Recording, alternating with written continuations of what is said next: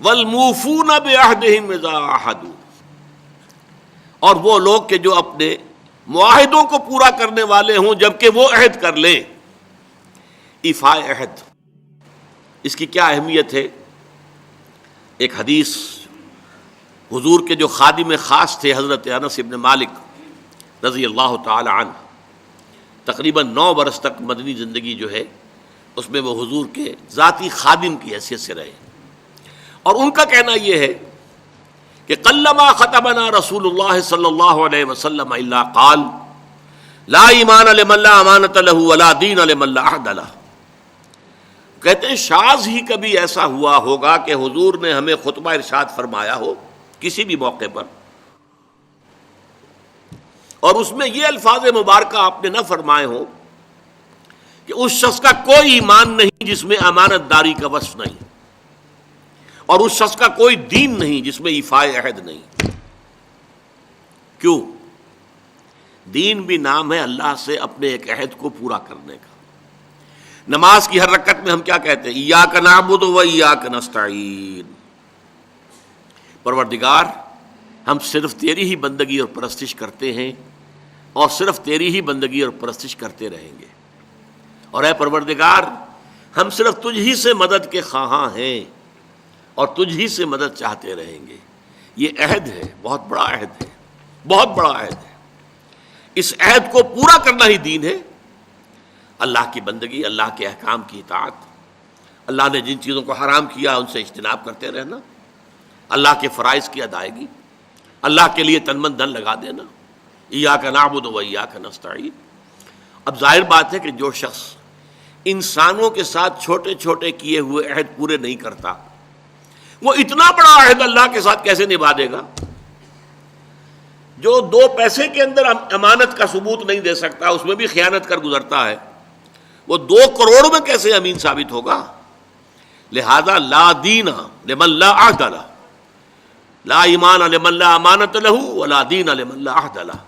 جس شخص میں امانت داری کا وصف نہیں ہے اس کا کوئی ایمان نہیں، اور جس کے اندر ایفاء عہد کا مادہ نہیں ہے اس کا کوئی دین نہیں۔ اب خاص طور پر اس نیکی کی بحث میں جس ربط اور ترتیب کے ساتھ یہ بات آ رہی ہے اس کو سمجھیے۔ در حقیقت یہ معاملات جو ہیں انسان کے، بین الانسانی معاملات، یہ در حقیقت اس کا تذکرہ ہے، اس لیے کہ اب تک جو معاملے آئے، ایک خدمت خلق اور انسانی ہمدردی کا جذبہ، پھر نماز کا قیام، زکوٰۃ کی ادائیگی۔ اب جو یہاں آ رہا ہے یہ معاملات ہیں بین الانسانی معاملات۔ معاملہ کہتے ہیں جو 2 افراد کے مابین کوئی بات ہو رہی ہو، عمل سے معاملہ، جوہد سے مجاہدہ، قتل سے مقاتلہ۔ تو جب 2 فریقوں کے درمیان جوہد ہوگی، جوہد کا جوہد سے ٹکراؤ ہوگا تو وہ مجاہدہ بن جاتا ہے۔ جب 2 فریق ایک دوسرے کو قتل کرنے کے درپے ہیں یہ مقاتلہ ہے۔ معاملہ جب 2 انسان یا 2 فریق یا 2 گروہ یا 2 کمپنیاں، یہ کمپنیاں جو ہیں وہ بھی آپ کو معلوم ہے لیگل پرسنز شمار ہوتے ہیں، ان کے مابین کوئی معاملہ ہو رہا ہے، کوئی معاملہ طے کر رہے ہیں، ان معاملات کے اندر سٹریم لائننگ کرنے والی ایک شے ہے، اگر وہ ہو جائے سارے معاملات درست ہو جائیں گے۔ اب آپ کو معلوم ہے ایفاء عہد کا جذبہ پیدا ہو جائے۔ دیکھیے معاملات کی میں آپ سے وضاحت کروں، ایک شخص امپلائر ہے، ایک امپلائی ہے، ان کے درمیان ایک کانٹریکٹ ہے، یہ ریمونریشنز ملیں گی، یہ مراعات، یہ مفادات، یہ تنخواہ، یہ کام تمہیں کرنے ہیں۔ اب اگر ایک شخص پوری تندہی کے ساتھ وہ کام نہیں کرتا تو وہ حرام خوری کر رہا ہے، ایفاء عہد نہیں کر رہا۔ ایفاء عہد کا تقاضا یہ ہوگا کہ کوئی سپروائز کرنے والا ہے یا نہیں ہے، کوئی دیکھنے والا ہے یا نہیں ہے، وہ اپنے معاہدے کے اندر بندھے ہونے کی بنیاد پر کام کرے، اور حتی الامکان اپنی جو بہترین صلاحیتیں ہیں وہ۔ اسی طرح چھوٹا سا معاملہ ہے، آپ نے ایک شخص کو مزدور کے طور پر رکھا ہے، شام کو 100 روپے آپ نے دینے ہیں، یہ ایک معاہدہ ہے، طے ہو گیا۔ اب یہ مزدور اگر کام چور ہے کہ اگر تو کوئی دیکھنے والا ہے تو کام کر رہا ہے، اور اگر کوئی دیکھ نہیں رہا تو بیٹھ گیا، تو یہ بے ایمانی کر رہا ہے، یہ وعدہ خلافی کر رہا ہے۔ اسے اپنے اس وقت کے اندر اپنی پوری توانائی، پوری توجہ کے ساتھ، اس لیے نہیں کہ کوئی مجھے دیکھنے والا ہے، بلکہ اس لیے کہ میں تو اپنے عہد کا پابند ہوں، میں نے معاہدہ کیا. یہ میں نے سب سے چھوٹی مثالیں دے دی. اس سے اوپر آئیے. شادی کیا ہے؟ Social marriage. یہ سوشل کانٹریکٹ ہے. میرج کیا ہے؟ ایک مرد ایک عورت، اس کے درمیان معاہدہ ہے، ساری عمر کا نباہ کرنا ہے.